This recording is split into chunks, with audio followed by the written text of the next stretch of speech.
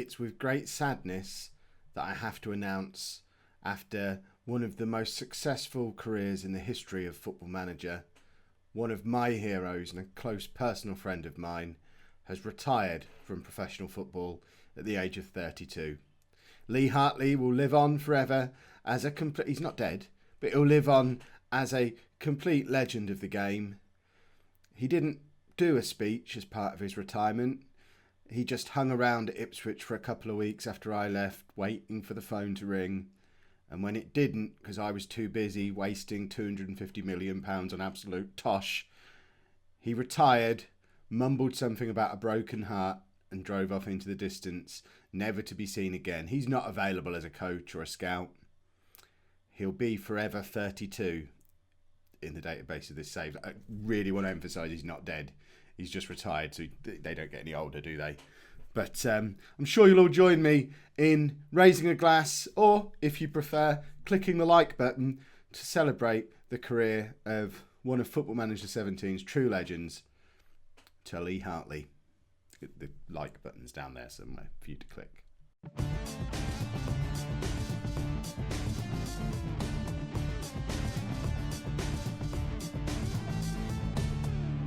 Hello and welcome to Season 18, Episode 2 of Non-League to Legend. I'm Kev, and coming up on today's episode, we are at home against Manchester United and then away against Brentford in the Premier League. Since you were last with me, things have been going really rather well. There's an awful lot of green on there. Clearly, this Tottenham team are just as camera shy as some of our previous teams have been, but we're on 4 straight wins. Yes, one of them was only against Portsmouth in the EFL Cup, but we have got 3 straight Premier League wins, which means 4 games into the Premier League season, we're sitting pretty in the Europa League qualification spots, and a win against Manchester United today has the potential to put us top of the league, which would be nice, wouldn't it? I mean, to be fair, yes, it's a lunchtime kickoff, but we would have to beat them 8-0 to go top of the league because of goal difference. Although, beating Manchester United 8-0, that has a certain ring to it. But before we worry about any of that, I suppose I should show you where I'm living now. A number of you have been asking for quite a while now why I've stopped showing the houses I've been living in. The truth of the matter is, ever since my Blackpool days, I've been house sharing with Kevin Thompson because I've had a castle in France to pay off. But the good news is, as part of my signing on bonus with Spurs, I have been able to fully pay off the massive mortgage I took out on the French castle that we bought when we were at tour. So I no longer need to live with Big Kev. I wish I'd have realised this before I signed him yet again, but unfortunately he's here, so I'm stuck with him for another however many years. But I have been able to invest in a new property, and I'm not going to make the same mistake again. There's going to be no silly buying castles this time. There's going to be no buying really ridiculous places far too big for me. Yes, I'm earning £59,000 a week now, which is 4 times as much as I've ever earned anywhere else in my career. Yes, I am, in theory, living a life of luxury, but I'm not going to buy a castle. I'm not buying some massive, ridiculous property. I've bought this. Just a modest, central London flat. No houses, we'll just have a nice flat. It's 4 bedrooms because, you need a little bit of extra space, and it is quite a nice location, bit of a balcony situation going on there, floor to ceiling windows, all that stuff, bit of a blue corner of the room thing. I mean, look, if you look very carefully, you'll notice Tottenham colours: white walls, white ceiling, white floor, blue walls, blue table, because I'm really committing myself to my new club. Look, we've even got the black shorts. They wear black shorts? There must be some black involved. That, basically, if you had to pick a Tottenham room, that would be the room. So, yeah, it's a little bit more expensive than I was planning on paying, but the colour scheme really won me over. And we kind of need to do well at Spurs, because if I get fired again after buying an expensive property, I might have to go and manage in China, because I hear that's where the money is. We didn't buy any more players before the end of the transfer window in the end, so we are going to go into January with £10 million of a transfer budget and a healthy amount of wage budget. So when we decide where we need to strengthen, we'll be able to strengthen in those positions. I did really, really try and sign a left-back. Not even necessarily a better left-back than the one we've got, who's not very good, but it would have been just nice to go into the season with 2 left-backs. But couldn't find one. I would like to point out a few people criticised the signing of Georgi Plotnikov for £60 million. Can I just point out, Plotnikov is the first world-class player of this save. So I think our first world-class player, should be the most expensive player we've ever bought, and I don't see how he's not awesome. Georgi Plotnikov will captain us to Champions League glory. Or it'll captain someone. He'll probably play in the Champions League one day. And that's all you can ask for from a £60 million player. So this is the team that we're going to try and take on Man United with.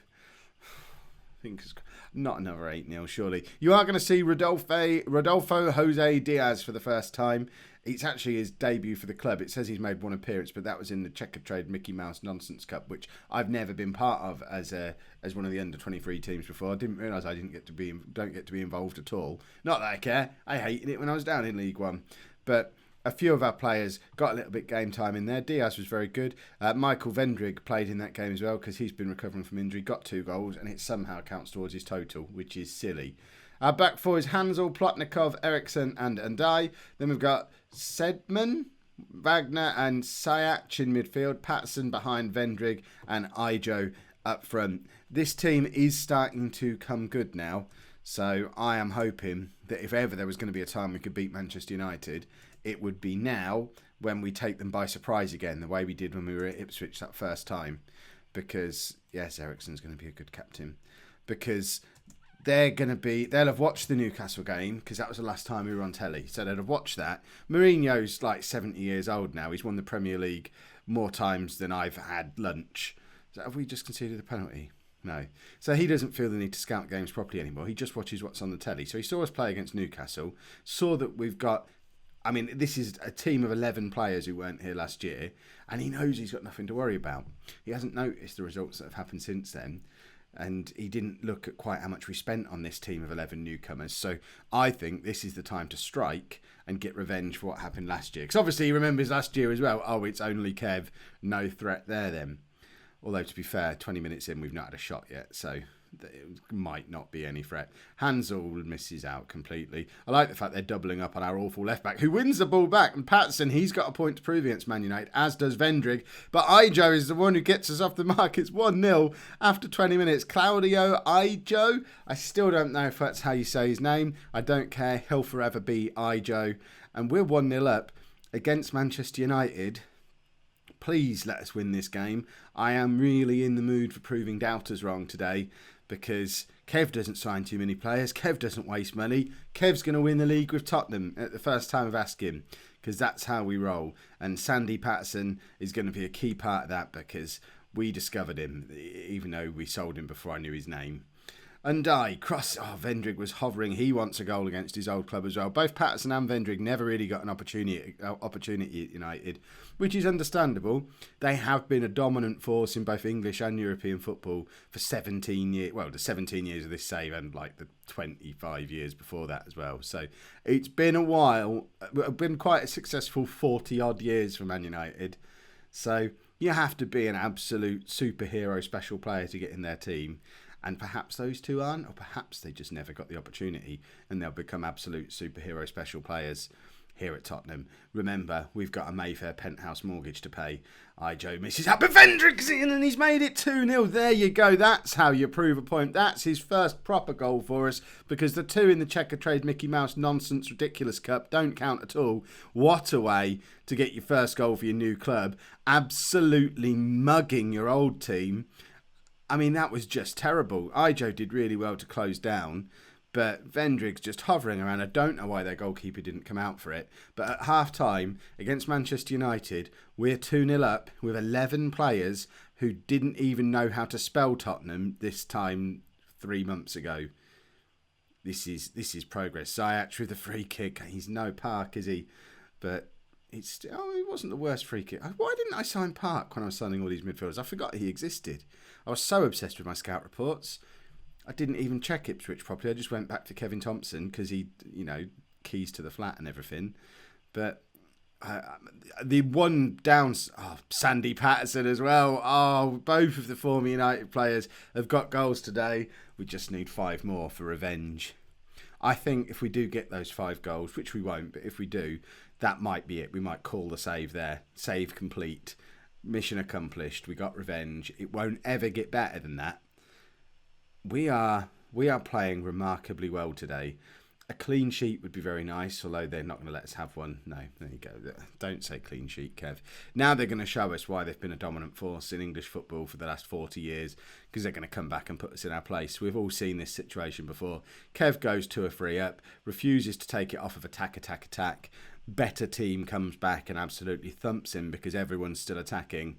So there's no one back to defend. But Vendrig knocks it back to Hansel. Vendrig again. Can't find Sayac. Wagner out to Hansel. Cross comes in. Sedman's there. I know that's not going to be how you say his name. But again, it is now. Ericsson with a good commanding header. Vendrig to Ijo. Patterson's in again and it's 4-1. Sandy Patterson is having the best game of his entire career. Remember, he might feel like he's wasted 10 years at Man United, but he's still only 26 years old. He's potentially got, because he's played so few games, he's got another 10 years ahead of him if he keeps himself fit, because he's played such a small number of games during his time at Man United. If he can explode and become a world superstar now, oh, wouldn't that be good? I actually think he might have played more games for Scotland than he has club games in the last 10 years. If you take out the games he played for Hamilton before he left, and then the games he played for the 2 other Scottish clubs he spent time on loan at, he's played more games for Scotland than he's played at Manchester United, certainly, by a long way. Right, the whole midfield, not playing very well. Luckily, we have a lot of very good midfielders on the bench. Kabanov and Anicic will both come on, and we'll just continue to dominate this football match the way we have for the first 70 minutes. We are absolutely thumping Manchester United here. I know it's not 8-0, but goodness me, it feels like it. They're in again. Diaz makes the save there. It was a very tame shot. If you look at the clear-cut chances, this is the mugging of all muggings, because the score should be the other way around according to the clear-cut chances. United now have one back. We're not dominating this game anywhere near as much as I'm making out. It's now 4-2 to us on goals, 4-1 to them on clear-cut chances. So if there was any justice in the world, if we didn't have 2 incredibly fired-up former Man United players in our team, we would be losing this match. But luckily, we do have the fired-up former Man United players in our team, so we're fine. Let's take off £60 million of a centre-back. Bring on Caetano. Alfie Welsh is officially our club captain and England international, but hasn't played for us yet this season. Ijo's just made it 5-2. You're telling me it takes a long time for new players to gel and get used to a new system? Tell me today that this team is not already a Kev team. It's 5-2. This is a Kev game. They're playing the Kev way. This is my team already. Here you go. This is revolutionary. This is what you do when you turn up to a new club. You just get rid of every player that was there before, sign an entire new first 11 and a couple of substitutes, tell them to play your tactics, and 5 games into the new season, you're level on points at the top of the Premier League. Management, Kev style. Yeah, look at that. Easy this, isn't it? Now we're going to go and lose to... Is it Brentford we're playing next? So, Brentford away. We play this game on the Friday night for some reason. What that does mean is that if we win, we'll end the episode top of the league. Properly top of the league, because we won't let Saturday games take place. There's some incentive for you. Even a draw will take us top of the league for the end of the episode. So, no reason to change the team. We just absolutely thrashed Manchester United. So, let's just resubmit that same team again. Go and hopefully thrash Brentford as well. But this is just the kind of game that we talked about in the last match, that this is already looking like a typical Kev team. Well, a typical Kev team goes and does that against teams like Manchester United and then comes into these kind of games and loses. So, if it really is a typical Kev team, expect that. Look, as it stands at the moment, top of the league. I don't know why everything's frozen. The commentary's still going, but let's pause that for a minute.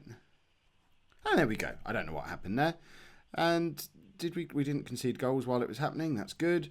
There's still only a minute on the clock. Let's go and score a goal. That would be very pleasant. We've got a player playing against his old club again. It is Hansel, who puts it into Wagner, who's already got a yellow card after a minute and a half of the match. How on earth has he managed that? Did that happen when we weren't allowed to see what was happening? Was there some kind of secret off-camera thing that the only way they could make it off-camera was by stopping the game from working? Ericsson can't do anything with it on the edge of the area. He's not the guy we wanted it to fall to there, really. But it makes its way back to Diaz. We have the chance to regroup. I really don't like the fact that our defensive midfield player is already on a yellow card after a minute of the game. We've got Igor Anicic on the bench, and I am tempted maybe at half-time to whip Wagner off and get Anicic on. It might be too late by then, but yeah, what are you going to do? We're not going to make a substitution this early. He's a new player settling into the club.